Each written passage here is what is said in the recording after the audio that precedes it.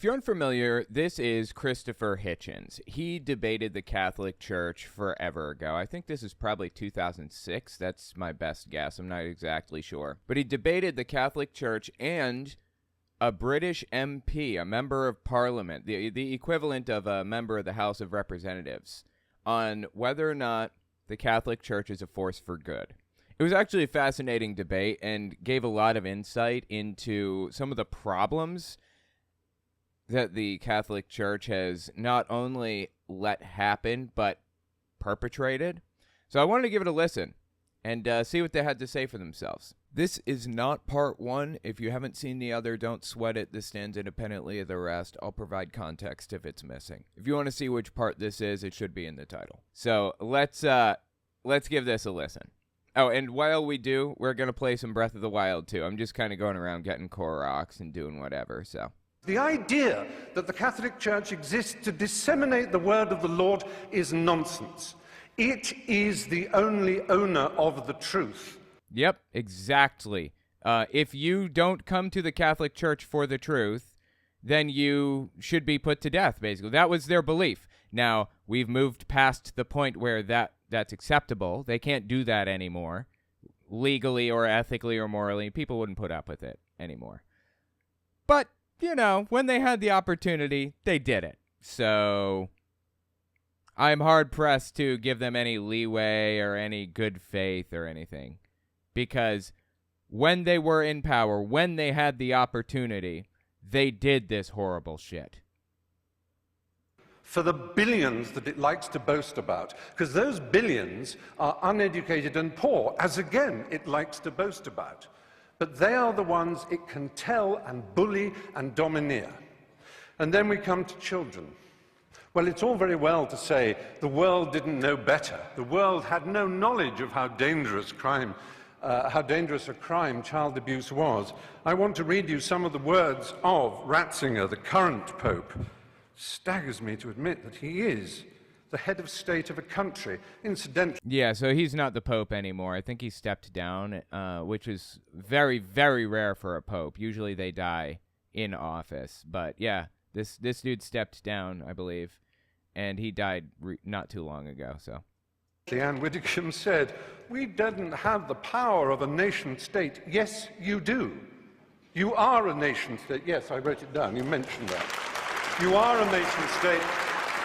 And it is no accident that the UN Cairo Population Conference, when they were trying to do something about the world's population spinning out of control, Vatican City, as a nation-state represented at that conference, made a joint statement with the Islamic countries of the world, notably the most extreme Islamic countries of the world, led by Saudi Arabia, and it began on behalf of the revealed religions of the world. ... And what it did was essentially hobble and veto any possibility of women's sexual freedom in the world, because as we know, the Islamic religion and the Catholic Church have never been anything other than implacably opposed to women's choice. Absolutely. You know, I've said this before. Let me say it again. Society, humanity, has always had a struggle between two warring factions, for lack of a better term. It's been between people who want to improve human rights, to increase flourishing and reduce suffering in the world.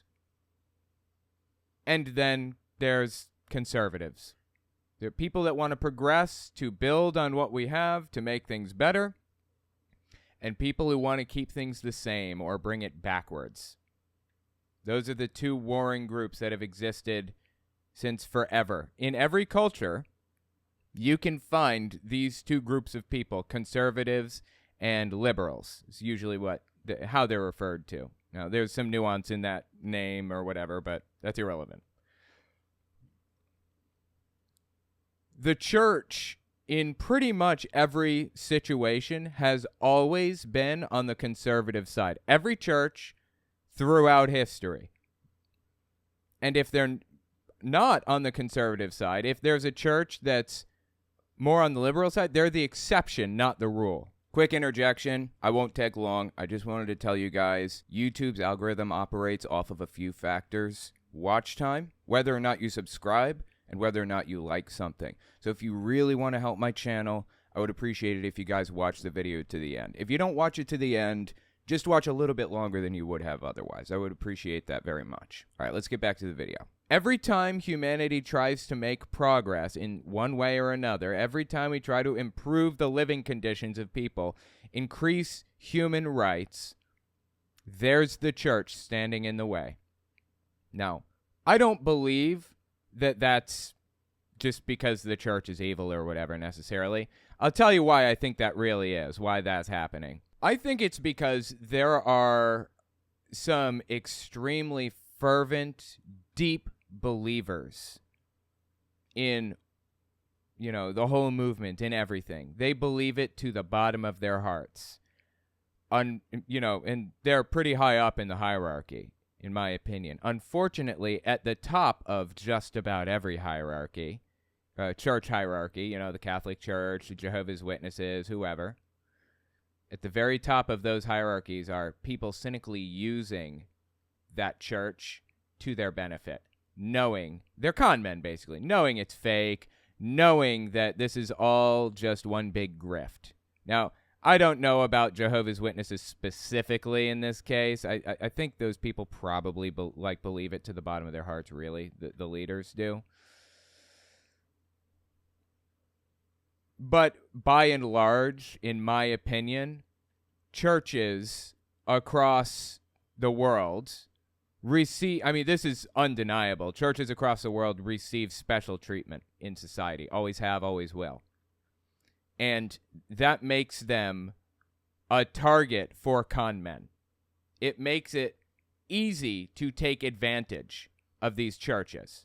It makes it easy to take advantage of people around them. That's why churches have largely been full of abuse and full of people who take advantage of others, because they have special protections throughout the world, and always have, and probably always will, that other organizations, other groups of people don't have. Normal nonprofit organizations in the United States, sure, they're tax exempt, yes, but they still have to account for what they did with their money. Even if they don't have to pay the government, they still have to send in a return to show them, where it all went. Still have some level of accountability. Churches don't. Churches don't even have to send in a tax return. Nothing. There is zero accountability for church, for any church at all. If you identify as a church, there is no accountability for you. Every step of the way, there is the church standing in the way of progress. Every single time throughout history. Because it's so easy for con men to take advantage of. If you're a true believer, that's fine. But you got to be aware that there are con men waiting in the wings to use you cynically. You must realize that. Have never been anything other than implacably opposed to women's choice in their own bodies and their destinies. So what Stephen Fry just pointed out here is that the Catholic Church and Islam have both always been opposed to women's rights and everything. Because they're conservative. They've always been conservative. They've always agreed with each other. And they've always been cynically used by con men to accomplish the goals that they want to accomplish. Of course. However,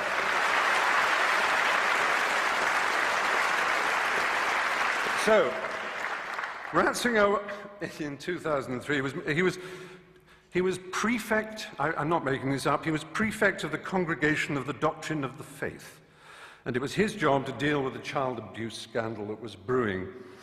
His first act was to write a letter to Catholic bishops ordering them, on pain of excommunication, not to talk to the police or anyone else. How about that? Isn't that interesting? Dude was in charge of the child abuse scandal, of the child abuse situation, and ordered them on pain of excommunication not to say a word to anybody, to the police. Don't cooperate with the cops. Investigations should be handled, he wrote, and I'm quoting that letter, in the most secretive way, restrained by perpetual silence. Why? Why? Why did he do that? I don't understand. What was the point? Why did they want to prevent these priests from facing accountability? You know why? I'll tell you why. It's the same reason Jehovah's Witnesses hid all of this stuff. Because for one thing, they believe that they are God's mouthpieces on earth. So they believe everything that they do is perfect. And if something gets messed up, then it's not their fault, it's somebody else's fault. And there's nothing wrong with their policies. In fact, their policies are exactly perfect. So that's number one. And number two is, if somebody finds out about this, if this blows up and gets big and draws a bunch of attention, it's going to bring reproach on Jehovah's name, quote unquote. That's what Jehovah's Witnesses say. Catholics had the exact same mindset. They didn't want to, quote unquote, bring reproach on the Catholic Church or on God's name or whatever the hell. So they lied. So they covered it up. They hid it. They pretended it wasn't happening.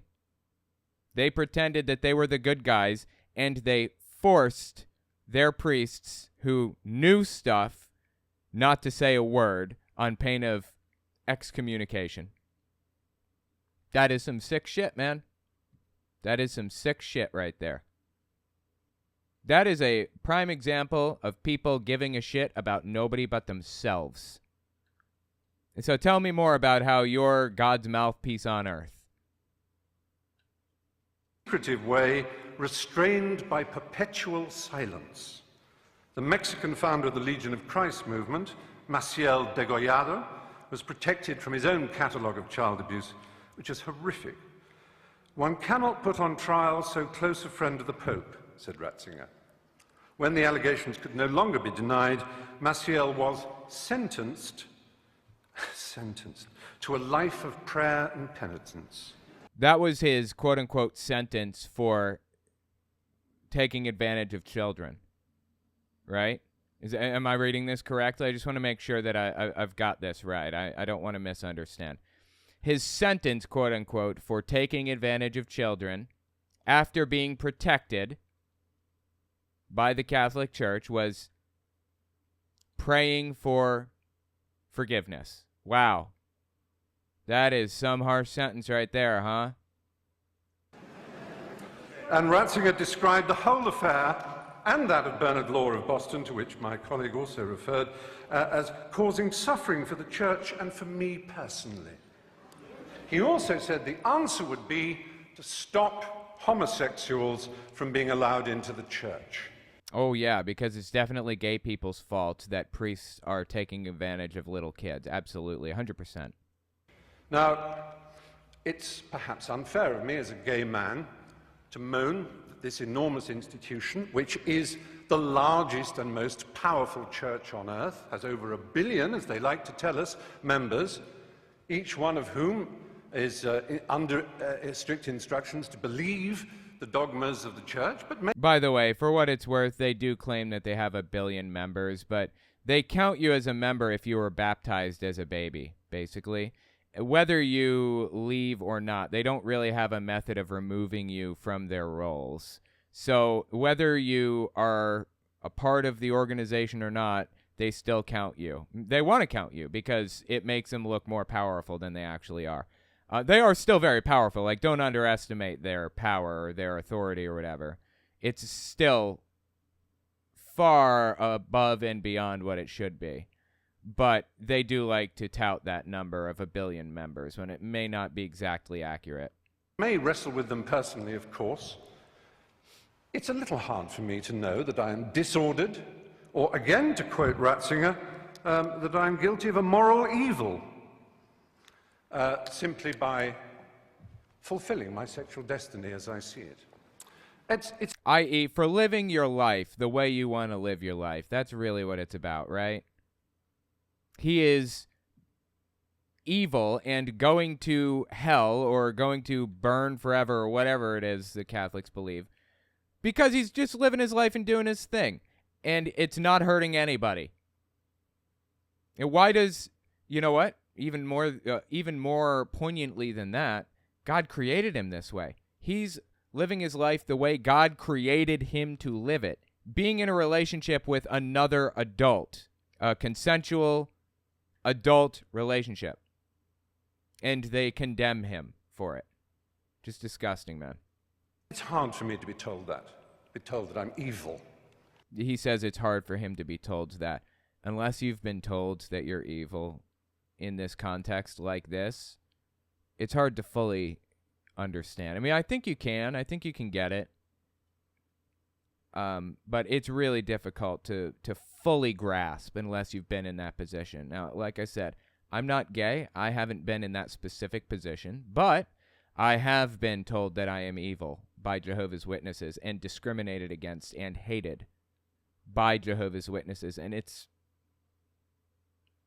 more painful than one can describe to be discriminated against. Again, every time we're fighting for human rights, every time we're fighting for less discrimination, every time we're trying to make things better for the people around us, there's the church standing in the way. There is the church finding some way to put a stop to it.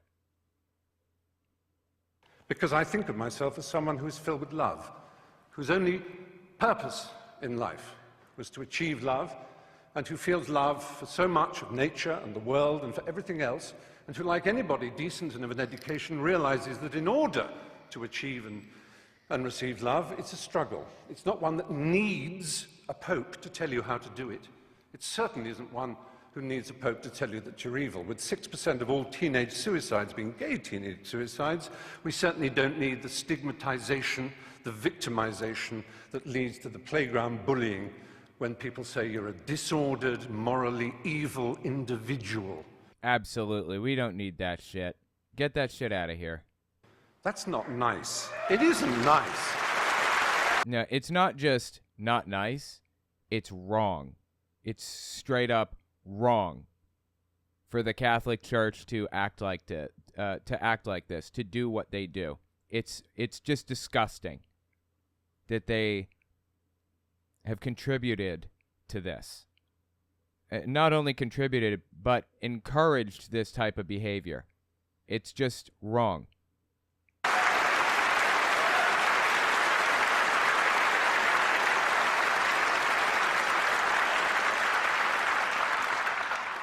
The kind of cruelty in Catholic education, the kind of let's not call it child abuse, it was child rape. The kind of... Yeah, I tone it down and use different words, euphemisms and stuff, because if I use certain words, then I risk, losing, it's hard to keep something up on YouTube sometimes if you're not careful. But he's absolutely correct. And I can get away with a few uses of certain words. I may leave that one in because I want it to be accurate to what it actually was. And I don't want to downplay the seriousness of the situation. I want people to fully understand exactly what was going on, exactly what these priests were doing, and exactly how deeply wrong and disgusting it was what happened to these kids. Of child rape that went on systematically for so long. Let's imagine that we can overlook this and say it is nothing whatever to do with the structure and nature of the Catholic Church and the twisted, neurotic and hysterical way that its leaders are chosen. The celibacy, the nuns, the monks, the priesthood. This is not natural and normal, ladies and gentlemen. Exactly. It's not natural and normal. There should not be celibacy in the priesthood. Let me tell you something about celibacy, about not doing anything, about having your sexuality repressed. It drives you to absolutely weird places. I know personally, because when I was a teenager, I was, shamed and forced to hide my sexuality and everything. And I mean, I'm straight, but it just generally wasn't allowed to have any sort of sexuality of any sort whatsoever, no matter what. And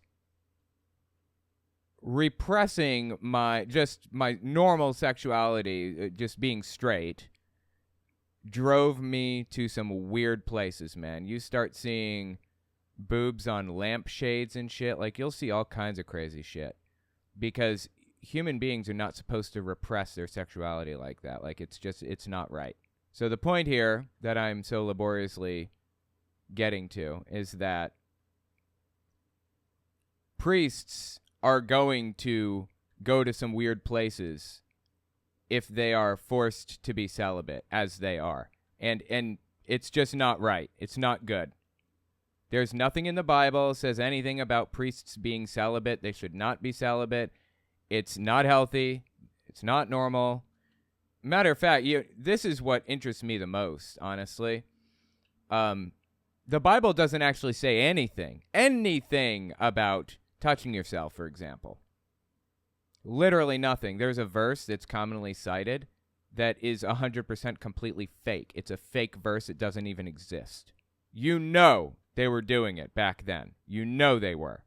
All the way back in Jesus' day. All the way back in the Old Testament days. You know they were doing it back then. There were people doing it back then, for sure. But we're still sitting here listening to these people make up fake verses even and justifications for why you shouldn't be doing certain things, and they control people's sexuality this way and that way and any way they possibly can. It's just wrong. Sexual repression leads to sexual extremes, not kink shaming. I'm kinky too, right? Yeah, it leads to sexual extremes. Yeah, that's really the point that I'm trying to get to here. It's not healthy. It's not good. Don't do it. Honestly, don't do it. Don't participate in it. 2009. It really isn't. Sorry, let me step back, get that again. Erotic and hysterical way that its leaders are chosen. The celibacy, the nuns, the monks, the priesthood. This is not natural and normal, ladies and gentlemen, in 2009. Oh, this is 2009. Wow. Christopher Hitchens must have just been almost about to be diagnosed with cancer. I thought he died in 2009. Let me find out when he died exactly. Hang on. He was diagnosed with cancer in June 2010, and he died December 2011. So June. So he lived about 18 months. Wow. He lived 18 months before it took him. Died 2011. That's a shame. So 2 years after this debate, and he'd be gone. About six to 12 months after this debate, he would be diagnosed, and 2 years later, he'd be gone. Give you some context. Rest in peace, Christopher Hitchens. Your legacy lives on. It really isn't. I'm sorry. For me to be called a pervert by these extraordinarily sexually dysfunctional people, I don't think human history has ever had more.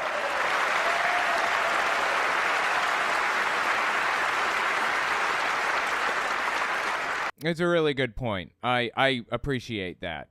I appreciate that he said that. Who is really obsessed with sex? The church is. They cannot get past it. It's on their mind constantly, the Catholic Church. How you do it, when you do it, who you're doing it with. Some people can't do it at all. They are obsessed with it.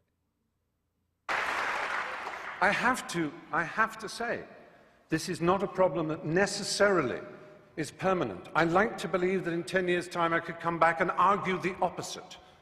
Even though I've talked about the history and the structural problems of this benighted institution, and the cruelty and the unpleasantness it has caused around the world, I have yet to approach one of the subjects dearest to my heart. I've made 3 documentary films on the subject of AIDS in Africa.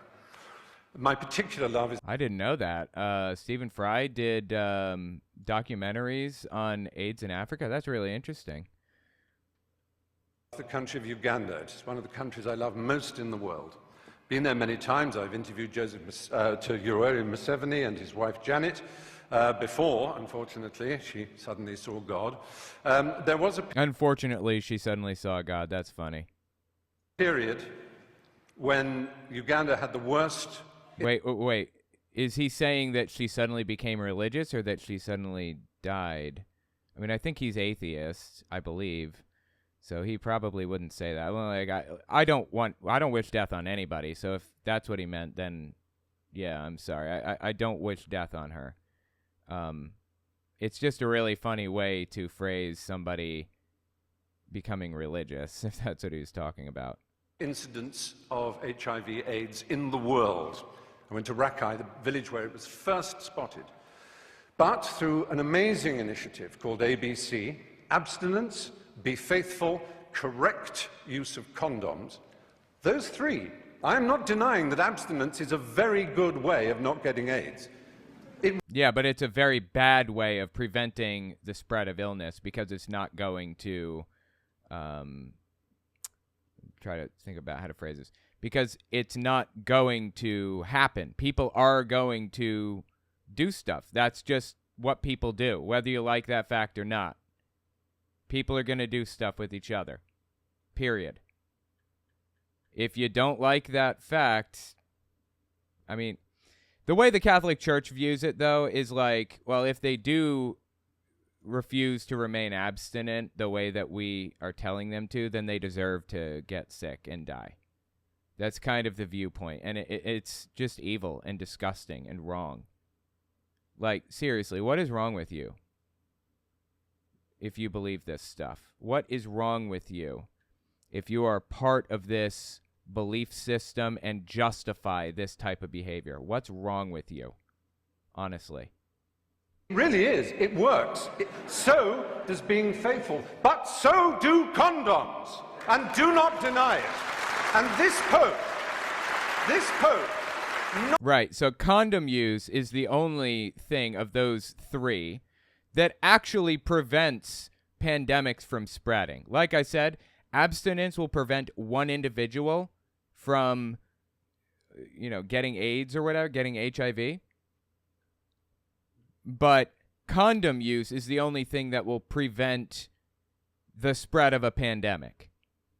I mean, there are other things, too, that prevent the spread, but abstinence does not. Telling people not to do things with each other does not stop a pandemic. And you're a fool if you spread that idea, like the way that the Catholic Church does. Not satisfied with saying condoms are against our religion, please consider first abstinence, second being faithful to your partner. He spreads the lie that condoms actually increase the incidence of AIDS. He actually makes sure that aid is conditional on saying no to condoms. I have been to, there's a hospital in Bwindi in the west of Uganda where I do quite a lot of work. It is unbelievable, the pain and suffering you see. Now, yes, it is true, abstinence will stop it. Yeah, but again, it stops it for individual people. It does not stop pandemics from spreading and killing more people. It's the strange thing about this church. It is obsessed with sex. Absolutely obsessed. Now, yes, that's very true. Now they will say, we with our permissive society and our rude jokes are obsessed. No, we have a healthy attitude. We like it. It's fun, it's jolly, because it's a primary impulse. It can be dangerous and dark and difficult. It's a bit like food in that respect, only even more exciting. The only people... That's fun, I like that. It's a bit like food in that respect, only even more exciting. I don't know. Some people view food as a little more exciting. That's good. Who are obsessed with food are anorexics and the morbidly obese. I'm sorry, let me step back. Listen again. Dark and difficult. It's a bit like food in that respect, only even more exciting. The only people who are obsessed with food are anorexics and the morbidly obese. And that, in erotic terms, is the Catholic Church in a nutshell. Yeah, I couldn't have said it better myself. That's a fantastic point. He says, wait, is my camera still on? Okay, yes, it is. I was afraid it went off, sorry. So he says, the only people obsessed with food are anorexics and the morbidly obese. And that is, in a nutshell, what the Catholic Church is to sex. I couldn't have said it better. Absolutely. It's like all they think about. It is not healthy for them to constantly think and talk about it and try to control it and make sure people are only doing it under these circumstances and blah, blah, blah. That's not going to work. People are going to do it, whether you like that fact or not. It's going to happen. And you trying to control it and then condemning people who refuse to listen to you is only leading to pain and suffering. That's the only result.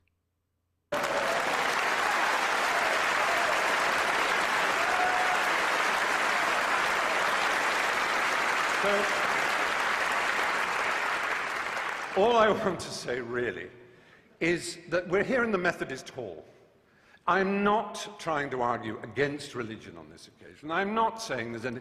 I understand the desire of anybody to seek spiritual rewards in a complex and difficult-to-understand world. We don't know why we're here, where we're going. We want answers. We love the idea of answers. How marvelous it would be. But there are other choices.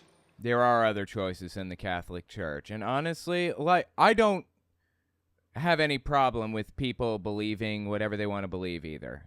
Truthfully, I don't care. You believe what you want to believe. But once you actually start researching the Bible, looking into the history of it and the meaning and the expectations of the Messiah and what Jesus' role was and, all that other stuff, it all starts to fall apart for you. I'm not a Methodist. I just love food and sex, right? Okay. There are Quakers. Who could possibly quarrel with a Quaker? With their pacifism, with their openness, with their ease, with their simplicity, with their refusal to tell anybody what's a dogma and what isn't, even with Methodists also. I'm not saying Protestantism is the answer against Catholicism. I am merely saying there are all kinds of ways we can search for the truth. You do not need this imperial panoply of marble and gold. Do you know who would be the last person ever to be accepted as a prince of the church? The Galilean carpenter. Jesus, absolutely. Jesus would never in a million years be a part of a church like the Catholic Church. It is the definition of everything that Jesus hated and was disgusted by. He says it's easier for a camel to fit through the eye of a needle than for a rich man to get into the kingdom of God. Now, from my understanding, I believe, I haven't looked into it too much, so don't quote me on this. I think that verse was mistranslated. The word camel is very similar to the word rope in that language. So what Jesus was really saying is that it's easier for a rope to fit through a needle, basically. That's my read on it. Either way, Jesus did not fucking like rich people. I can guarantee you that. And you know who the richest people on planet Earth are? The Catholic Church. That's who. That Jew, they would kick him out before he tried to cross the threshold. He would be so ill at ease in the church. That simple and remarkable man, if he said the things that he was said to have said, what would he think? What would he think of St. Peter's? Oh, he'd be disgusted with the Catholic Church. What would he think of the wealth and the power and the self-justification and the wheedling apologies?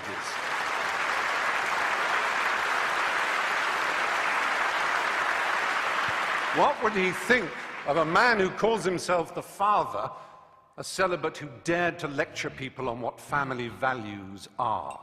What would he think of any of that? There's that little tap telling him he's going on too long. He's got 2 minutes, I think. That's his 2-minute warning. Would be horrified. But there is a solution. There is an answer. There is redemption available for all of us and any one of us.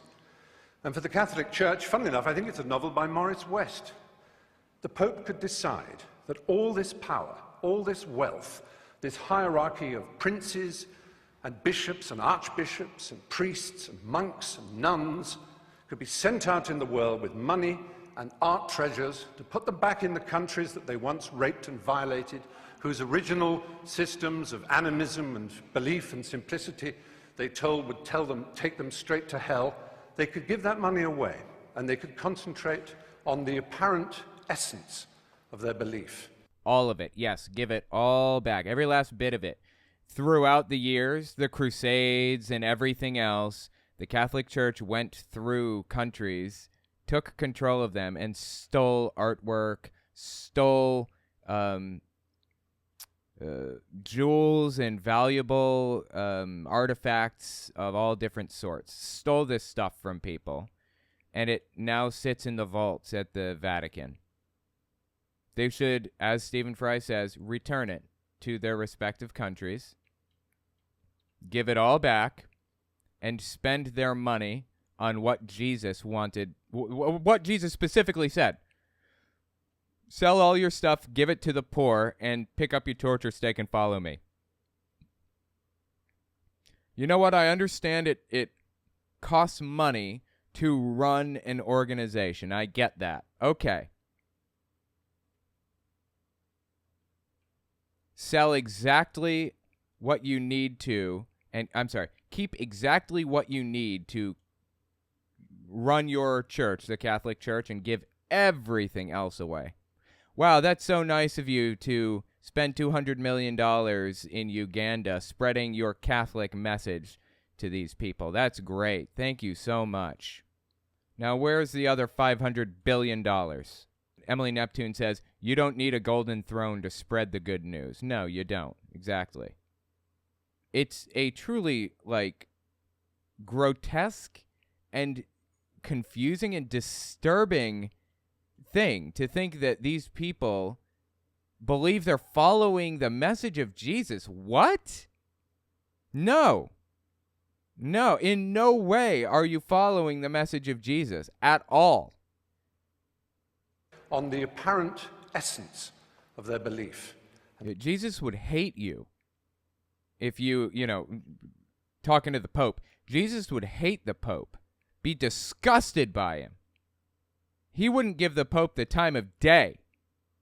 Then I would stand here and say the Catholic Church may well be a force for good in the world. But until that day, it is not. Thank you. Well said, Stephen Fry. He's fantastic. I love this dude.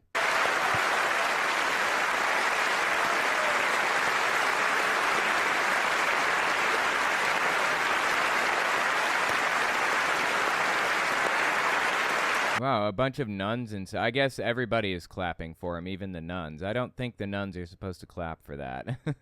He kind of shredded the Catholic Church hard just now, so yeah.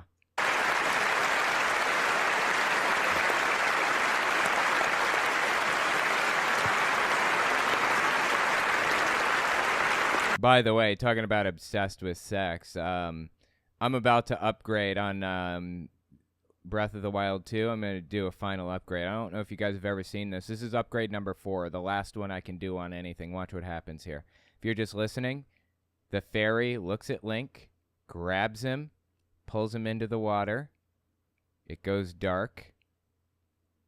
And then Link wakes up and shakes it off. And the fairy is like rubbing her face like she's just enjoyed something very, very deeply. I don't know what just happened, but I have questions that I don't want the answers to. I don't believe. Frankenstein, thank you for the super chat. Power does not corrupt, it attracts the corruptible. Frank Herbert, all power structures, religions included, attract the worst types. Yeah, absolutely. Couldn't have said it better myself. All power structures attract scumbags. They attract people who are looking for an opportunity to take advantage of it.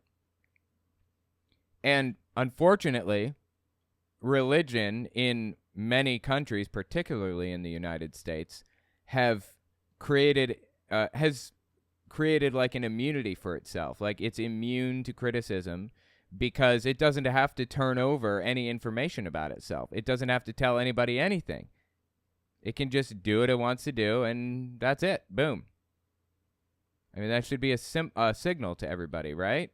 Well, Stephen Fry, thank you very much. So you've heard all our 4 speakers. It's going to be your turn, the audience, next. And I'll give you a couple of minutes to think about what you want to ask our panelists, any questions or comments you may wish to make. Because I'm going to give you now the result of that vote that you all gave when you were coming in here to Central Hall. And there are about 2,100 people in the auditorium today, well over that actually. Wow, 2,100 people. That's crazy, right? That's a lot of people. And this is how you all voted. Now, probably no surprise. Now, watch how this woman moves right here in the purple. I suspect she has to use the bathroom, like, really, really badly, and gets really short with people as a result. She's, like, moving around and, like, squirming and just can't stand to sit in one place. I think she has to use the bathroom like a motherfucker, but doesn't feel like she can because she has to moderate. That's my take on it. Let me know what you guys think. Because you can kind of tell from the applause that we've been getting from our speakers, just perhaps where you all stand. But this is how you actually voted. The Catholic Church, the motion is the Catholic Church is a force for good in the world. In favour of the motion were 678. They started, so in favor of the motion originally, 678 people out of somewhere around 2,100. So not very many people in favor of the motion originally, basically, is the point here, okay? 678 agree with that. Against the motion that the Catholic Church is a force for good was 1,102. So that doesn't speak to anything other than the demographics of the crowd, because it's just showing how many people were in it and what they believed when it started, okay? Big difference. However, 346 of you were undecided. Now, I've been taxing my arithmetical abilities here, and I see that it's a difference of 424. 346 were undecided. So, Archbishop and Anne Widdecombe, you're going to have to not win over the undecided, but actually convert some from the other side. So you need to get 425 over to win the motion, because at the moment you're quite a few hundred behind. Let's see if we can sway any opinions here amongst all of you by listening to some points that you wish to raise with the panel. And then we're going to ask you to vote again, and I'm going to ask our speakers to make their closing statements. Now, put your hand up if you want to speak. If you go on, I've got a little button here that will render you inaudible. So please keep your comments to the point. You're standing, sir. I'm telling you, dude, she's got to use the bathroom something fierce. She's just moving around, too fidgety. Keep your comments to the point. You're standing, sir, so you must be terribly keen and enthusiastic, so I will come to you first. Say your name and designation if you wish to, if you think it may be relevant. My name is Owen. I'm the Executive Director of the National Secular Society, and I've just come back from the United Nations Human Rights Council in Geneva, where I put to the United Nations Human Rights Council the fact that the Holy See, its alter ego of the Catholic Church, has broken 5 articles of the United Nations Convention on the Rights of the Child. Just one of those, because it's supposed to produce annual reports, and it's 12 years behind in doing those. Whoopsie daisy. So the Catholic Church is behind on its reports, or was at the very least at this time. Yeah, that's a problem. There is no accountability for religious organizations. Never was. That's the issue that I really have. We need accountability. You know why? Where there is no accountability, there are con men looking for an opportunity to take advantage every single time. You can bet when accountability goes out the window, con men climb right in. When accountability goes out the window, con men climb in where accountability left.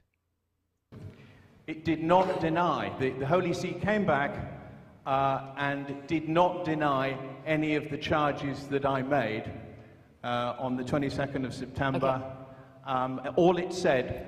You're losing us. You're losing us. What is your point? Yeah, you got to get to the point with these questions. It's, it's not really a format set up for people to just kind of give dialogue, unfortunately. I love talking to people too, but sometimes this format doesn't really lend itself to what people are looking for, My point is that it did not deny breaking 5 articles of the UN Convention on the Rights of the Child on child abuse. And I think it's disgraceful that it should be allowed to do it and that the international community should let it get away with it. Okay, thank you. We'll take another question. There's a lady here. I would like to ask Mr. Hitchens if he is only against the Catholic Church or against all religions. Well, Christopher Hitchens has famously been atheist for a very, very, very long time. But that's not what he built his entire career around. He was a Vanity Fair reporter, and he did all kinds of interesting stuff, which I would like to talk about a little bit more at length. In fact, after this, I will probably be releasing a video, not long after, showing Christopher Hitchens talking about waterboarding and torture and stuff. So he is an atheist, but that's not like all his career is about. I don't know what that has to do with anything. I'm just going to take one more. No, just stay here. Okay. What? Why is she doing it that way? Why is she only... She's writing the questions down and then... Well, it's like she's rushing people through it. Like, can't they answer? Anybody upstairs? Can I see? I'm sorry, the lights are in my eyes. Hi there. This is a question for Christopher Hitchens. Many people today feel that we're really living in some kind of moral crisis, and you can see that all around us. Now, if one thing that the Catholic Church does do for good, in my opinion, is give us the 10 Commandments, a very basic, obvious way of giving us some kind of moral guidance, would you not... I'm sorry, what?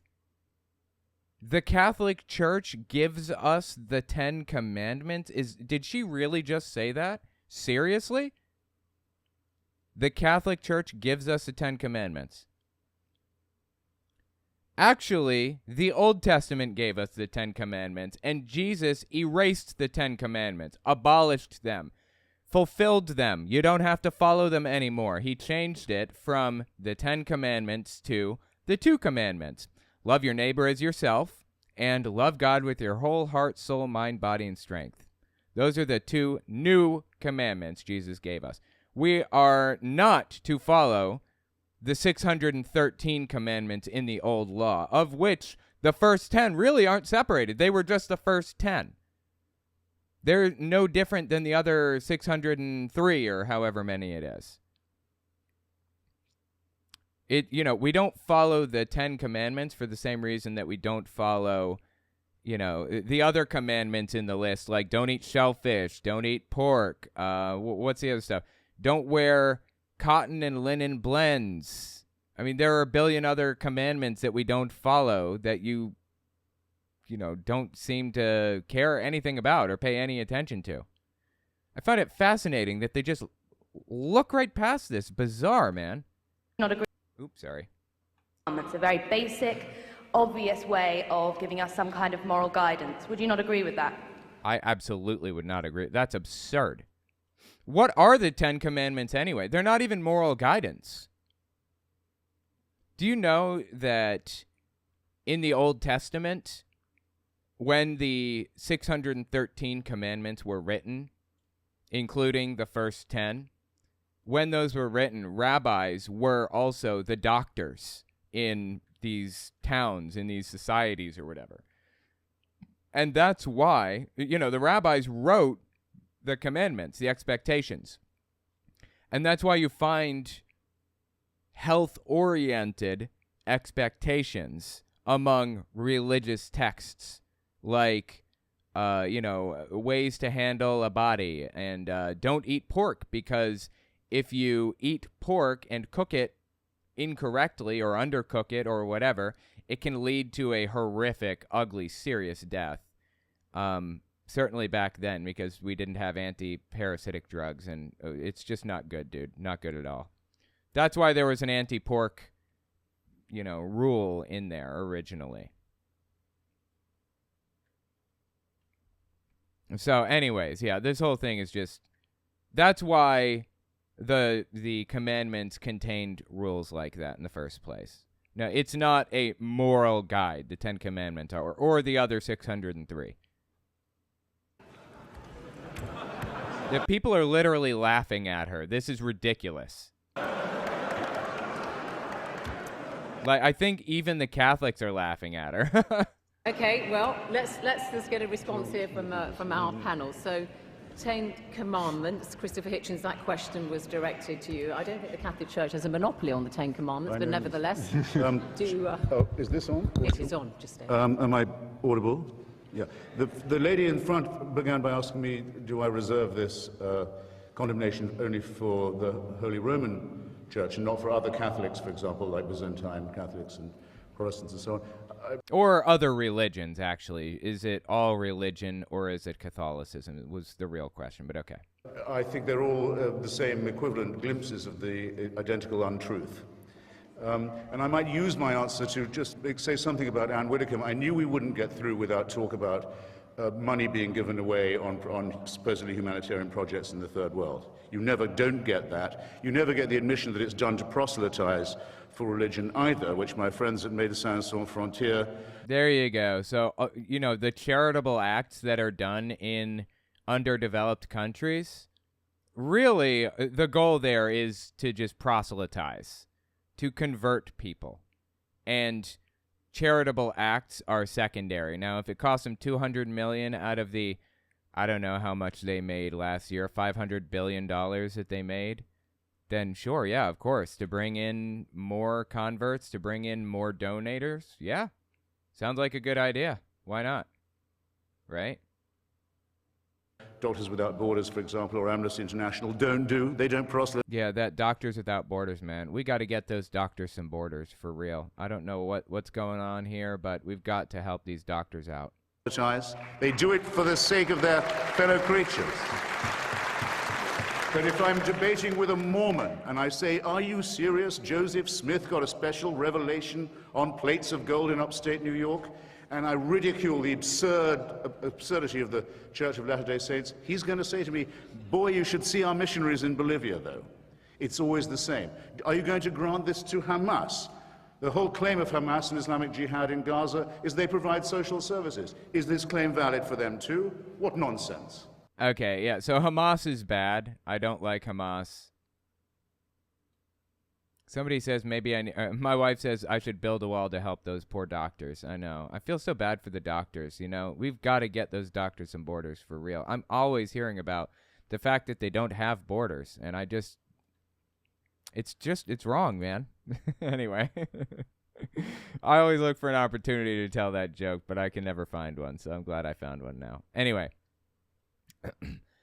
Christopher Hitchens is very pro-Israel and very anti-Palestine, or was, I guess.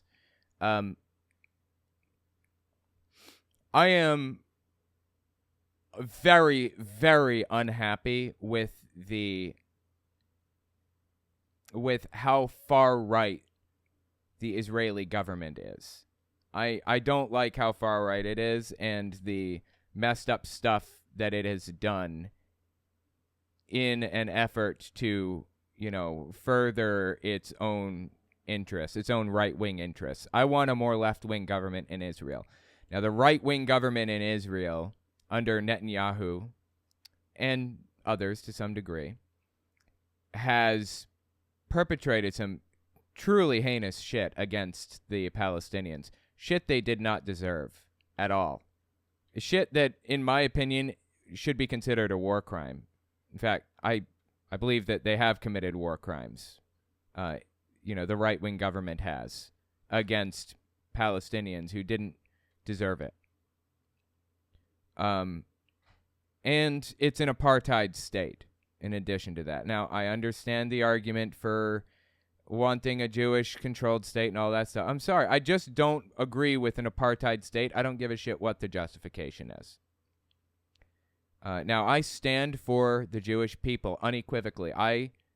The Jewish people have suffered terribly in society for thousands of years. They've been mocked and taken advantage of, and they've been maligned, lied about, and attacked mercilessly throughout history. And, for thousands and thousands of years. It's truly disgusting how the Jewish people have been treated. that does not justify how Israel, not to be confused with Jewish people, but Israel as a country has treated Palestinians. It's evil shit. Disgusting shit. Not okay. So, anyways, Christopher Hitchens talking about Hamas here. The situation was a little bit different back then than it is now. But still, Hamas is not good. It's an organization that's damaging and bad, but I really blame Israel for the vast majority of the conflict right now. In fact, I would go as far as to say I blame Israel for all of the conflict right now. Because they are creating illegal settlements, refusing to back off, refusing to help in any way, and they want to create an apartheid state to the best of their ability. It's just wrong. Anyway, just wanted to fit that in since we're talking about it. No. The proper study of mankind is man, and the proper application of humanitarianism is humanistic, in my judgment. Now, of the commandments, the first, I can't list them exactly in order, I have them in my head. The first 2 or 3 are entirely about fearing the author of the orders. Entirely about being terrified of someone who you're enjoined to love. I don't know about you, ladies and gentlemen, but the idea of compulsory love has always struck me as a bit shady. Yes, exactly. You shall have no other gods but me. You shall not blaspheme. You shall blah, blah, blah, all the other shit. You must love me. That's kind of a weird commandment, basically, right? I mean, that's not exactly what the commandments are. You must love me, but it's pretty close, and it's kind of fucking weird, in my opinion. But okay, he's right. Especially if you're ordered to love someone who you absolutely must fear. So the first 3 are look out for me and keep at least one day of mine where you'll be terrified full time. Wait a second. Well, it is 10 commandments, darling. All right, yes, I know. Dude, I'm telling you, this woman has to use the bathroom so bad, and she just wants this to be over, even though it's got a set amount of time. Just let him get through it, right? Oh, man. Or just let her get up and use the bathroom. That's an option. I swear to God, I'm convinced that's what she's doing right now. She is really, really short-tempered, has the shortest fuse imaginable, because she's got to use the bathroom something fierce, and they just aren't going to let her because she has to moderate. Should have gone before the debate. It's a mistake some people make. But I do want to give the other side a chance to come in. Okay. Have you made your point there? Okay. Anne Widdecombe, 10 Commandments, firm bedrock of moral teaching. Yes, but as Christopher Hitchens took the opportunity to reply to a point I'd made, I'm going to take the opportunity to reply to a point that Stephen made, which is very simply this. He says the church is obsessed with sex. No, its critics are obsessed with sex. There's no sex in the creed. There's no sex in the Lord's Prayer. There's no sex in the liturgy. But when the critics start on the Catholic Church, all they can talk about is sex. Well, that's because that's like all the Catholic Church is focused on is preventing people from doing that and ordering them to do it in this way at this time with these people, no matter what. It's absurd. You are obsessed with it, whether you like that fact or not. Of sex more later. If we can come to the 10 Commandments, I would have thought it quite obvious that the 10 Commandments set out a blueprint for a moral and successful society. Let us just... No, it didn't. I mean, maybe a successful society 4,000 years ago or 3,500, before we really fully understood exactly how disease worked and germ theory and everything else. I suppose it gave them a competitive edge during the Black Plague, the commandments about how you're supposed to handle bodies and stuff. But it's not valuable in any way, shape, or form today because we have a far better understanding of germs and we have better medicines and everything else than we did back then. So we need to throw the commandments out. They're worthless to us. That includes Jewish people. They don't need the 10 Commandments or the other 603. They just need modern science. Just look at some of them. Honor thy father and thy mother. Think of today's disrespect. Oh, give me a fucking break. Let me tell you something, okay? Literally every single generation since those goddamn commandments were written has believed that today's kids are disrespectful and need to be put in their place, and they're sick of it, and they're getting worse and worse. Every generation is worse than the last. Every single time. It's absurd. Seriously. This is just ridiculous. Thou shalt not steal, thou shalt not kill, thou shalt not commit adultery. I mean, these are all obvious. And guess what? Every one of these commandments existed in cultures long before the 10 Commandments or the 613 even came along. We didn't need the 10 Commandments to come to these conclusions. And thou shalt not covet. Tell that to the bankers with their bonuses. I actually think that if you look at the moral precepts of the 10 Commandments, they're as relevant now as they were then. Well, you're wrong. I'm sorry. It's just ridiculous. Hang on one second here. Salem Warren, just let kids be kids, you effing weirdos. Yeah. Every single generation has believed the kids these days are bad and immoral and wrong, and they're doing the wrong thing, and they need to do this better and that better, and da-da-da-da-da. It's always some complaint about kids these days. Like, give me a break. Really? Is that all you think about is kids these days? How is it that every single damn generation in society for the past 4,500 years has been obsessed with kids these days? And they didn't see it, and the next generation didn't remember it from the previous one. I don't get it. Okay. Archbishop, do you want to come in briefly on this? And that point about the rights of the child, I mean, that's something that's come up quite a bit.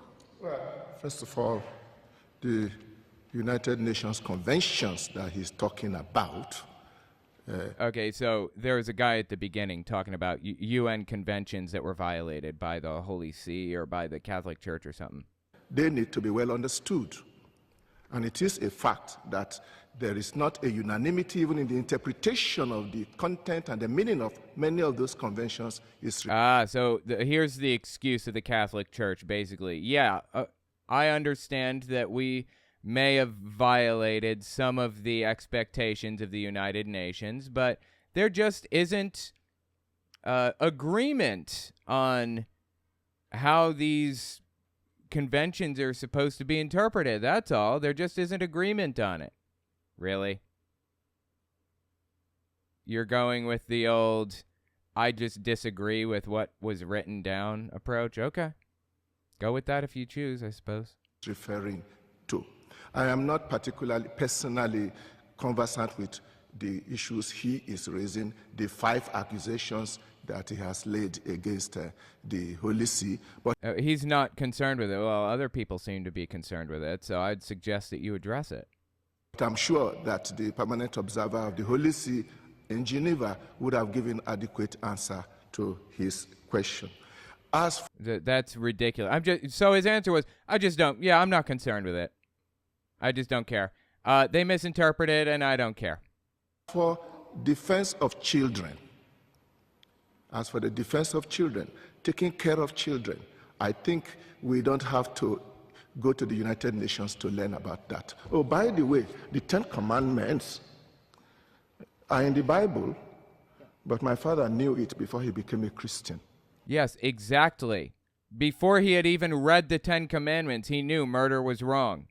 We don't need the 10 Commandments to do this stuff, to know what's right and wrong. Seriously. What a joke. All African religions recognized those basic norms of morality. Everybody knows that.